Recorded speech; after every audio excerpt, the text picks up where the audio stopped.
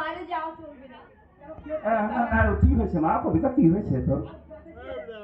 আজ বেড়াতে গিয়ে হ্যাঁ এমন একটা বড় কুখ্যাত গুন্ডার কবলে পড়েছিলাম। হ্যাঁ আর সেই ভদ্রলোক নিজের জীবন বিপন্ন করে আমাকে রক্ষা না করলে আমার যে কি সর্বনাশ হতে পারে তা আমার ভাবতেও গাটা শিগগিরে উঠছে।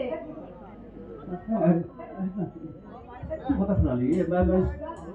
তুই বেড়াতে কোথায় গিয়েছিলিস? গিয়েছিলাম কালীঘাটে, আমি এক প্রফেসরের বাড়িতে। তোকে না আমি 1000বার বলেছি যেখানে বেড়াতে যাস সন্ধ্যার আগে বাড়ি ফিরে আসবি, আর অন টাইম আবার গাড়ি ব্যবহার করবি।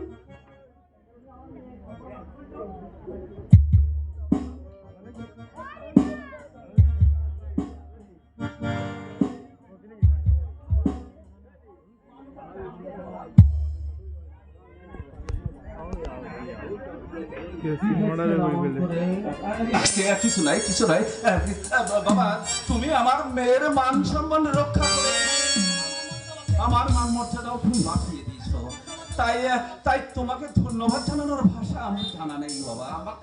আমাকে ধন্যবাদ জানাবার কোনো প্রয়োজন নেই স্যার, কারণ ধন্যবাদ গ্রহণ করার মতো মানুষ আমি নই।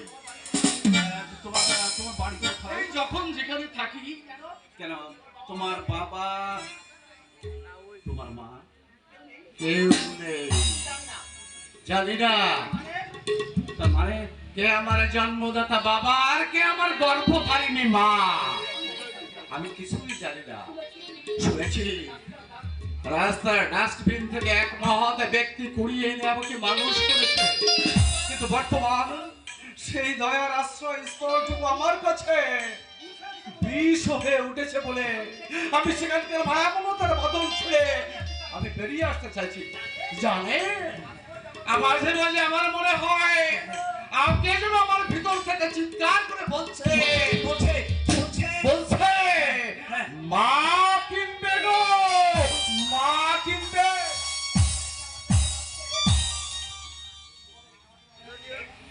তোমাকে দেখে আমার যেন মনে হচ্ছে মনে হচ্ছে তুমি তুমি না আমার যেন কতকালের সেরা জানা, তাই বলছি বাবা তুমি তুমি থাকবে আমার বাড়িতে? না, হ্যাঁ থাকতে আমি আসি, আমার অপেক্ষায় কাজের পাহাড় জমা হয়ে আছে। প্রথমে আমাকে এই শহরের ডাস্টবিন গুলো ঘেটে ঘেটে বের করতে হবে আমার জন্ম পরিচয়। জন্ম পরিচয়হীন মানুষের সঙ্গে পশুর যে কোনো তফাৎ নেই স্যার।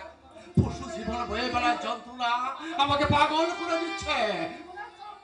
জীবনের চরম মূল্য দেওয়া হয়েও আমাকে জানতে হবে কে আমার মা আর কে আমার বাবা। ওই ওই সেই চিৎকার, হ্যাঁ চিৎকার আমি শুনতে পাচ্ছি স্যার, আমি শুনতে পাচ্ছি কে যেন আমার মনের ভিতর থেকে বলছে মা